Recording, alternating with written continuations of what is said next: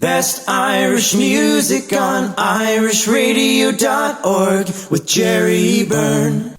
I'm Jerry Byrne, Irish Radio it is. Now, since the pandemic struck and hit music and all the arts hard, I've been speaking to many of the great and the good involved in music and entertainment and also in many other fields indeed as well.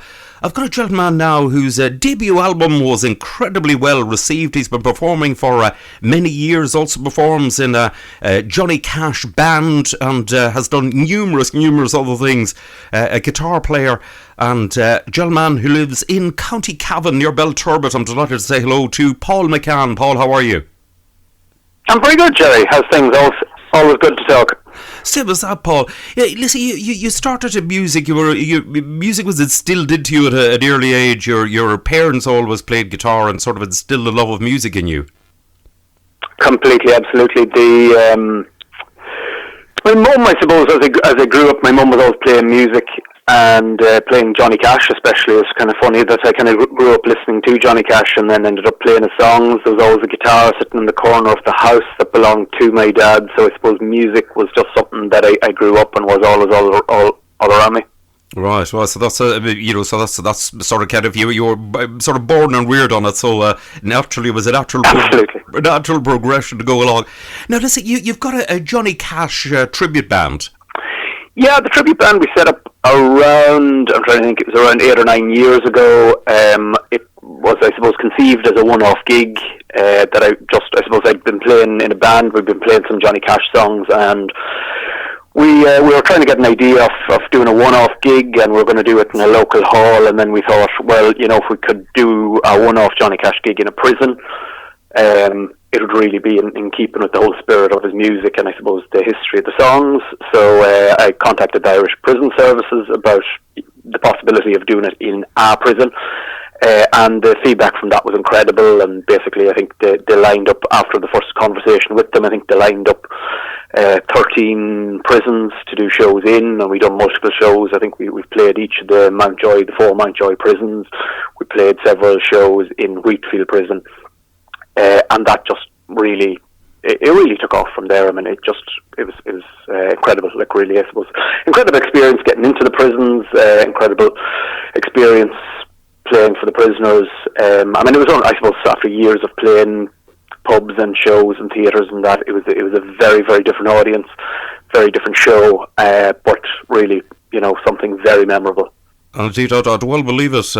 And you met the governors, the prison governors, who had told you sort of about the inmates, severity of crimes, etc. Was that a wake-up call? Were you shocked by some of what you found out?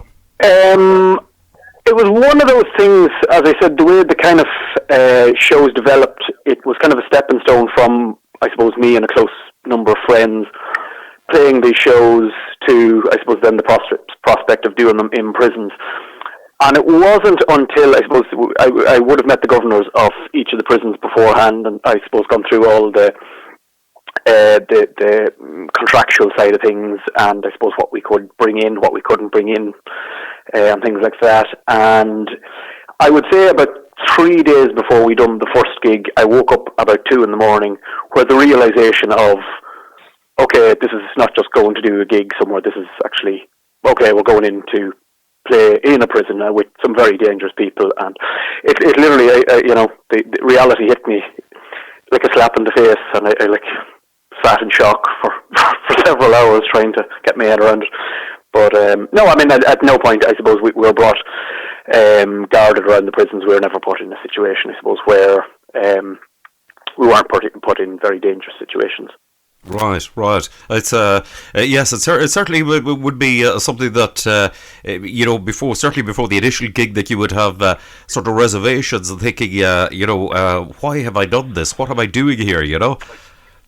Absolutely. I think the first show we actually done was in Loughlin House, over beside Black Lion, and it probably was one of the more daunting things. It's like, I think it's a relatively open door prison, but it's like, I think, nearly more of a halfway house. But it's, the very first day we kind of pulled up there, that was the very first show, and kind of pulling up to the gates and all that, it was, it was very daunting, but, I mean, a really, really brilliant experience. I suppose I suppose it was great because we would have actually gotten time to spend time with the prisoners, and I left the shows with a very, very different opinion than I went into them with. Right. It must have been on the other hand a great experience for the prisoners themselves, to have a live band. Completely, and I suppose there was a little bit of that in it because I suppose they were aware that we were going in.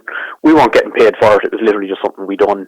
I think they were aware that we were there to entertain them, and for that reason, I think they were. I mean, most of the gigs we done, they helped us carry stuff in and out. They would have cooked our meals. They would have helped us, and really from the get go, they were with us from the get go. And I suppose that was kind of a really good thing. And it was it just experience of seeing it. I suppose see how the other half live essentially. Indeed. So, and who else is in the band? You've got a well-known lass who plays the part of June Carter. June Carter, yeah, the legendary Louise O'Reilly. Louise lives originally, her home place is about 2 minutes from where I live. Played with Louise and her sisters. Louise's sister, Majelle, actually, who is the oldest of the sisters, sings backing vocals in the band as well. So, yeah, and my wife is basically makes up the third Carter sister, so they're the three Carter sisters. The guys in the band are basically guys I've been playing with since I was a kid. Brendan Scott, amazing singer and bass player, John Leddy, guitar player, and Arnie McGovern is the drummer. Right, good stuff, excellent stuff. Now, you've also done some work with Sandy Kelly. Yeah, it's a very interesting one actually. Around the time I started doing the Johnny Cash shows, a number of people in Belturbet who I'd been in with would have been in, I suppose, visiting or whatever, said, "Have you ever spoken to Sandy Kelly?" And I was kind of saying, I knew obviously about Sandy Kelly being an Irish legend, and she had her TV show, and I remember it being on, and I suppose was aware she'd recorded with Johnny Cash, and I was saying, well, I know she lives in Sligo, and everyone's going, no, but she comes to Belturbet regularly, and I was going, I've never in my life heard this before. So Sandy had a house up in Belturbet and used to come up to visit, and I was still in contact with a lot of people in Belturbet, so I spoke to one of them who said they'd introduced me, who went on, I think they contacted Sandy and basically said, there's a young guy in Cavan and he's a bit of a Johnny Cash nut, he'd love to speak to you. So I spoke to Sandy a number of times following that, just I suppose I was kind of keen enough to do. It was kind of like on the bucket list of things. It was kind of, it'd be amazing to sing with someone who sang with Johnny Cash, and I contacted Sandy, and kind of I floated it a couple of times, and there was a couple of gigs that we had on, either in Sligo or a couple of times that we were playing up here that would have been a really good gig to get her in on, and we couldn't really get it across the line. But then one day, amazingly, the Hot Country Awards were on in the Slieve Russell Hotel, which literally is 3 minutes away from where I live, and Sandy was performing at it, and I had a phone call one day from Sandy, and she said, "Listen, I'm performing at the Hot Country Awards. What would you think about doing some songs with me?" And she said, "You can sing Johnny's part in Woodcarver." And when I managed to lift my jaw up off the floor, I absolutely said yes with bells on, and I'd be speaking to Sandy regular, and I've performed with her regularly since then.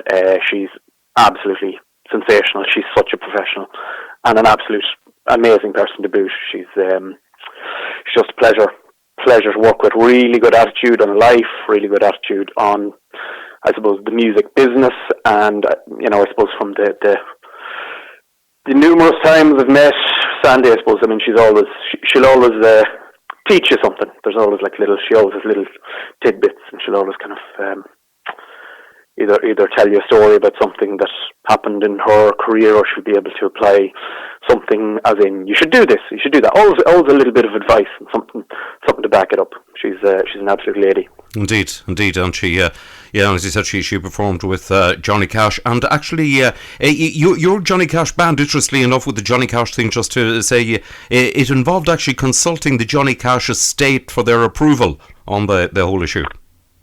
Yeah, I suppose it was important enough to me when we were doing this stuff, because I'm really kind of. I'm really into Johnny Cash, but I suppose it was really important to me that we'd done it properly, and it wasn't just, Johnny Cash tributes are 10 to the dozen. It was very important to me that we'd done it well. And I suppose there were several things involved in it. There was, I'd spoken to members of, I'd emailed Johnny Cash's estate, and I spoke to them, and we had kind of talked initially, because I spoke to them about kind of the shows we were doing, the prison shows, and interestingly enough, I spoke to John Carter, who is Johnny and June's son, and he said he was interested in doing some shows with us. If, again, it was the whole thing of the logistics of, him coming over, and would it suit us to do the shows then, and we hammered some stuff back and forth and just never managed to get it off the ground. But around the time that we were having these discussions, the prison gigs were on. We were in the middle of doing the prison gigs. And I had a phone call from the Sun newspaper saying, "We've heard you're doing these Johnny Cash shows in Mountjoy." And I said, "Yeah, we're doing that." And we were talking about it for a while, and I foolishly said to the ones from the Sun, and I've actually just hung up from a call from John Carter, and he's interested in doing some shows together. And the very next day, it was front page news on the Sun, Johnny Cash's son, John Carter, to perform in Mountjoy prison with Johnny Cash tribute. Oh no! Yes, so yeah. It was like I was like reading all these quotes, going, "I didn't say that. I didn't say that. I didn't say that." Yes. So that kind of that wasn't great. But no, I'd been speaking to him, and then I suppose several members of Johnny's band, and poor W.S. Holland, who passed away recently. I'd been speaking to him, and he'd kind of talked about doing some stuff as well. And it was really good. There was actually a Johnny Cash documentary put out on RT Radio last year, a very, very in-depth documentary about Johnny Cash's tour of Ireland in 1963, which I ended up becoming very heavily involved in as well, and was kind of a consultant for that. So I mean, it's opened up so many doors into, I suppose, Johnny and Johnny's life. And literally, April past, I was due to fly out to Nashville to go to Johnny's studio. So that unfortunately has been halted as well. So. Yes. Hopefully next year, maybe. Indeed. The same as sort of everything else. Now, everyone is getting very proficient, particularly since the lockdown and the lack of social interaction. People have been getting more proficient with the use of technology, something you see as to a great extent in your day job. That's it, exactly. I work for a company called Presonus, who are an audio electronic company. They basically make live sound and recording equipment. They basically make audio interfaces for recording, studio monitors. They make like one of the world's biggest recording digital audio workstations, which is called Studio One, and like business has just been crazy over the last 6 months. It's just been absolutely phenomenal. The company's just grown from strength to strength, I suppose, which is an amazing thing considering, I suppose, the state of the world and how the virus has really crippled an awful lot of other businesses.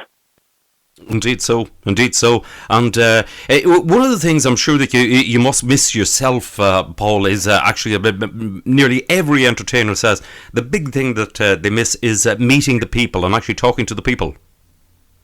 Oh, completely, yeah, absolutely. I mean, that's really what it's all about. It's kind of playing music very much started out as a social thing for me, and I suppose meeting people, but meeting just a very small thing like meeting the musicians. Like most of the musicians I've played with my entire life, I met one of the guys who has played in my band for the last 20 years. I met him for dinner yesterday, and I haven't seen him since February. So I mean, absolutely, it's a very, very strange time, but I suppose we have to stay optimistic. We have to stay positive. that something good's coming around the corner. Indeed, that's it. It's all these things. Every pandemic that has ever happened, it has ended, and no reason why this one won't. Absolutely. This one won't end either. And things will get better, and everyone will be out in full action once again. You've got a website, paulmccannmusic.com. Also, Facebook is the same. And Paul, listen, absolutely, yes. Lovely to catch up with you, and listen, I wish you loads of success, and stay safe and well. Very, very good to talk to you, Jerry. I appreciate your time. Thank you very much.